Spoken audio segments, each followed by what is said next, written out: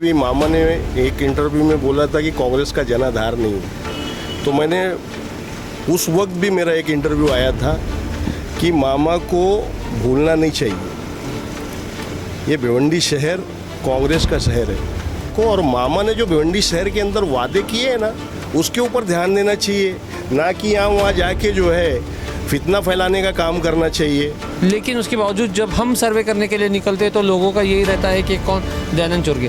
तो ये पहले दिन और आज का दिन तो कितना हद तक के जो है आप लोगों ने इस बात को कवर कर लिया है कि दयानंद चोरगे जो है आपके बीच के?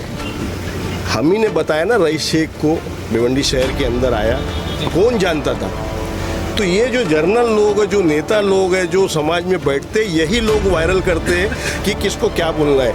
जो सुनेगा वही बोलेगा, हर कोई देखता नहीं है। लेकिन जब करीब से उस बंदे इंसान को जानेगा तो समझेगा कि दयानंद क्या चीज़ है। अच्छा, तो यहाँ पे आपको क्या लग रहा है कि जो बाले मामा ने जो किया तो वो इनडायरेक्टली किसको फ़ायदा पहुँचाना? इनडायरेक्टली भाजपा को। भिवंडी का सबसे शानदार रेस्टोरेंट दस्तरखान अपने 3rd एनिवर्सरी पर लाए है हैप्पी आवर्स ऑफर, जहां लंच और स्नैक्स टाइम पर मिलेगा हर बिल पर 15% डिस्काउंट।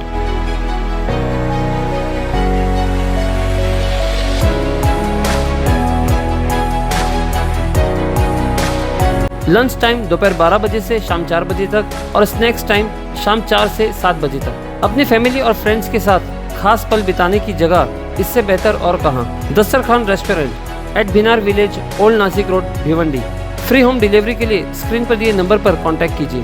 हेलो फ्रेंड्स, मैं फिरोज मेमन दवाजी, आप सभी का स्वागत है। हम बैठे हैं हमारी वैनिटी वैन में और पहला हमारा वैनिटी वैन का इंटरव्यू है और वो इंटरव्यू बहुत ही खास आदमी के साथ में, वो इसलिए कि ये अपनी बेबाकी के अंदाज़ के लिए जाने जाते हैं जावेद फारूकी साहब। तो जावेद फारूकी साहब फ़िलहाल कांग्रेस के पीसीसी मेंबर हैं और कल जो हुआ भिवंडी शहर के अंदर, खास करके जो भिवंडी के एमपी है खासदार बाले मामा, उन्होंने समर्थन दिया है समाजवादी पार्टी को, मतलब महाविकास आघाड़ी से हटकर उन्होंने समर्थन दिया। इस बारे में जो है हम जावेद फारूकी साहब से बात करेंगे। तो जावेद भाई, थोड़ा सा ये बताइए कि मामा का जो समर्थन देना है तो इसकी वजह क्या है? मैं सबसे पहले ये पूछूंगा।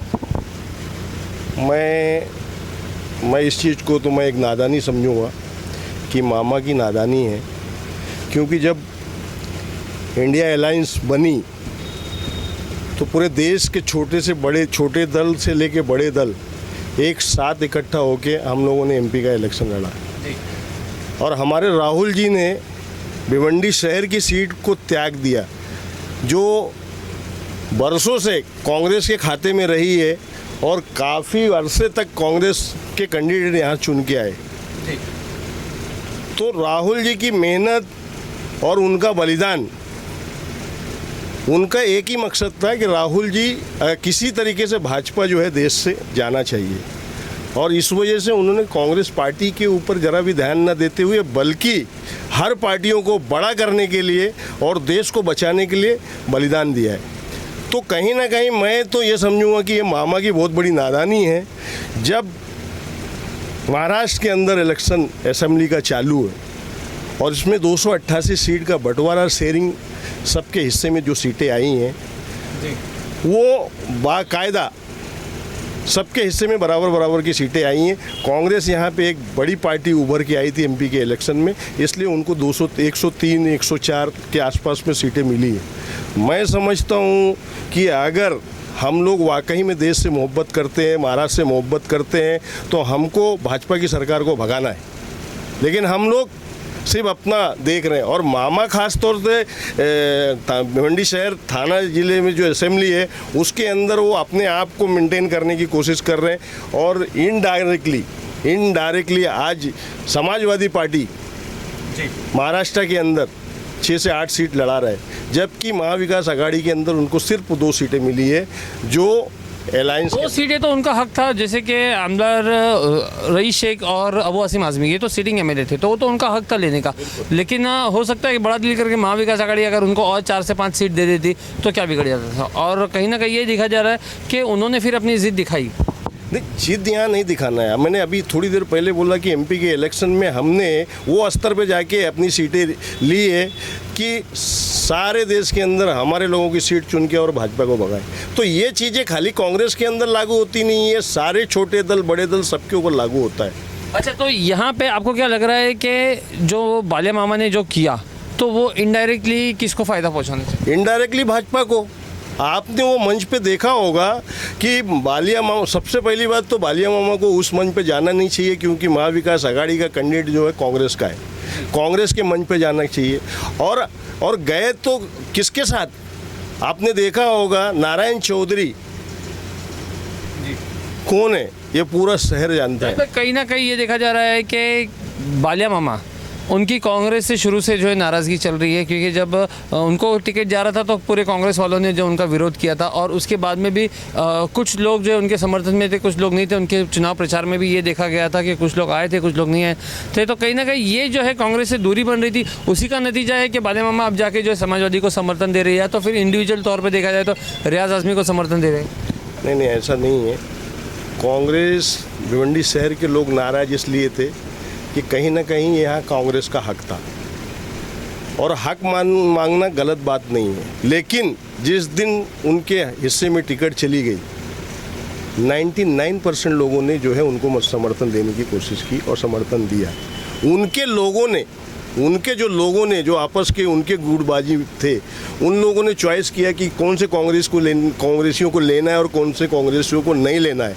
ये मामला था, किसी के अंदर ये नहीं था कि हमको जो है कैंडिडेट चुन के नहीं देना, क्योंकि हर कोई ये चाहता था कि अगर यहाँ से एक सीट चुन के जाती है तो वो राहुल जी को फ़ायदा होने वाला है, और हम लोग राहुल जी को देख के जो है ये काम कर रहे थे।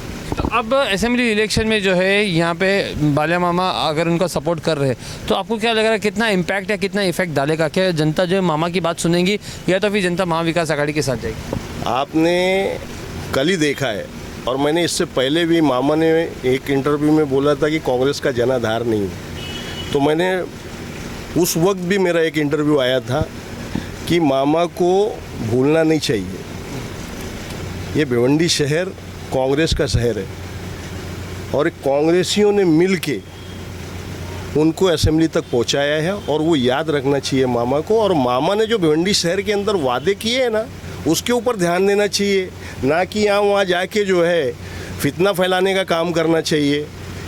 मेरे को लगता है कि कहीं ना कहीं जो है भाजपा को इन्होंने, मतलब आपका कहना है कि बालिया मामा खुले मन से या तो फिर खुले मन से जो है महेश चौगले को समर्थन नहीं दे सकते हैं, उनको सपोर्ट नहीं कर सकते, इसलिए उन्होंने इनडायरेक्टली जो है समाजवादी पार्टी का रास्ता अपनाया। अभी मैं आपके चैनल के माध्यम से एक चीज़ बताना चाहता हूँ कि एक बड़े नेता भिवंडी शहर में फ़ोन करते हैं कि समाजवादी का काम करना है, और उसी बंदे के पास में जो है भिवंडी शहर के भाजपा जो है आज का एमएलए है, उसका भी फ़ोन आता है कि तुम समाजवादी का काम करो। तो इससे साफ जाहिर होता है कि शहर के अंदर इनडायरेक्टली समाजवादी को अगर सपोर्ट जाएगा तो किसको फ़ायदा होगा, ये समझने वाली बात है, और ये शहर समझ रहा है।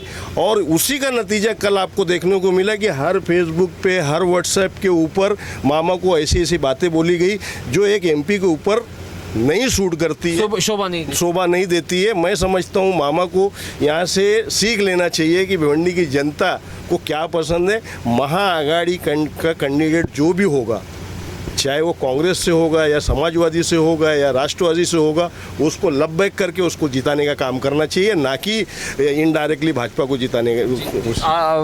जावेद भाई, थोड़ा सा अभी आपके कैंडिडेट के ऊपर आते हैं, आपके कैंपेनिंग के ऊपर आते हैं, चुनाव प्रचार के ऊपर आते हैं कि दयानंद चोरगे एक नया नाम नज़र आ रहा है भिवंडी के लोगों के बीच में, क्योंकि हमने काफ़ी जगह पूछा, हालांकि वो बोलते हैं कि मैं यहीं का रहने वाला हूँ, भिवंडी का अंजुर फाटे का रहने वाला हूँ, कॉन्स्टिट्यूंसी है मेरी, लेकिन उसके बावजूद जब हम सर्वे करने के लिए निकलते तो लोगों का यही रहता है कि कौन दयानंद चोरगे। तो ये पहले दिन और आज का दिन तो कितना हद तक के जो है आप लोगों ने इस बात को कवर कर लिया है कि दयानंद चोरगे जो है आपके बीच के? मैं समझता हूँ इन सब चीज़ों पे ध्यान नहीं देना चाहिए।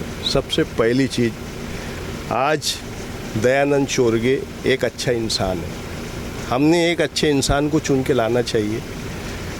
हमने पिछले 2019 में 15 दिन के अंदर समाजवादी का मुंबई से आया हुआ कैंडिडेट को चुने, और ये हमारा कैंडिडेट तो हमारे बीच का है यार, हमारा वोटर है।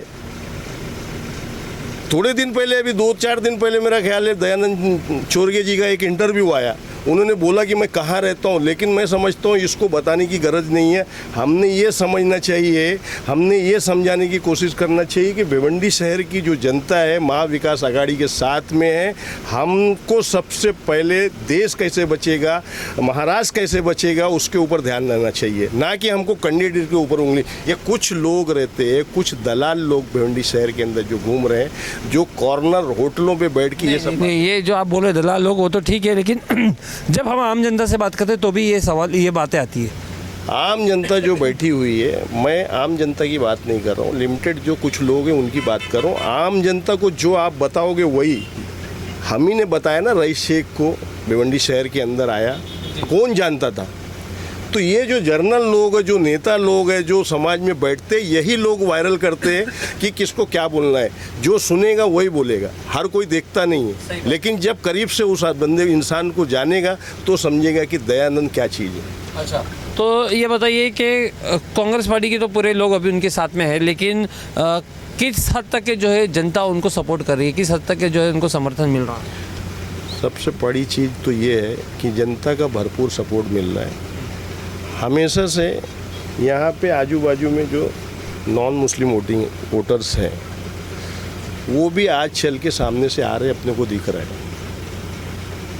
ये जो दो पार्टी है, एक हमारे महा विकास आघाड़ी का एक टुकड़ा है जो धोखा दे के कहीं ना कहीं हम लोगों को तकलीफ़ देने का काम कर रहा है, और दूसरा एक तो है ही है जो हैदराबाद से चलता है, और सिर्फ इसीलिए चलता है कि हम किसी तरीके से जो है भाजपा को फ़ायदा पहुंचाए। मैं उसी पे आ रहा था कि जैसे वारिस पठान आए हैं भिवंडी के अंदर, तो ये किस हद तक के भिवंडी के जो कांग्रेस के जो वोट है भिवंडी वेस्ट के, तो उनको डैमेज करेंगे, कितना डैमेज करेंगे? भिवंडी की जनता जागरूक हो गई है और बहुत अच्छे से जानती है। जो आदमी भाईकल्ला का विकास नहीं कर सका वो भिवंडी का क्या विकास करेगा? सबसे बड़ी बात कि भिवंडी जब वो भाईकल्ला में एक मरतबा चुन के आए तो उन्होंने वहाँ पे अपनी जगह नहीं बना पाए, तो यहाँ क्या जगह बना पाएंगे? ये जनता जान रही है, और ये सोशल मीडिया पे बहुत अच्छी तरीके से चल भी रहा है कि उनकी यहाँ पे छवि क्या है। मैं समझता हूँ वो सिर्फ वोट काटने का काम करने वाले, उसके सिवाय कुछ नहीं। तो दोस्तों ये थे हमारे साथ में जावेद फारूकी साहब, और जावेद फारूकी साहब ने जो है खुले शब्दों से या खुले अल्फाजों से बाल्या मामा का विरोध किया है, और उन्होंने कहा है कि मामा को इस तरह की चीज़ें नहीं करनी चाहिए थी, खास करके इस चुनाव के दौरान में। अब देखना यह है कि क्या भिवंडी की जनता बाल्या मामा को छोड़ महा विकास आघाड़ी के साथ जाएंगी, या फिर वो अपना जो मौजूदा एमएलए है उनके साथ में ही जाएगी। ये अभी और चुनाव के कई पड़ाव बाकी है, पड़ाव है नहीं, बहुत सारे दिन बाकी है, इसमें बहुत सारा खेला होने का है। तो देखते हैं कौन किस पे भारी पड़ता है। हमारे साथ ऐसे ही बने रहे। मैं Feroz Memon, the Voice News से, थैंक यू।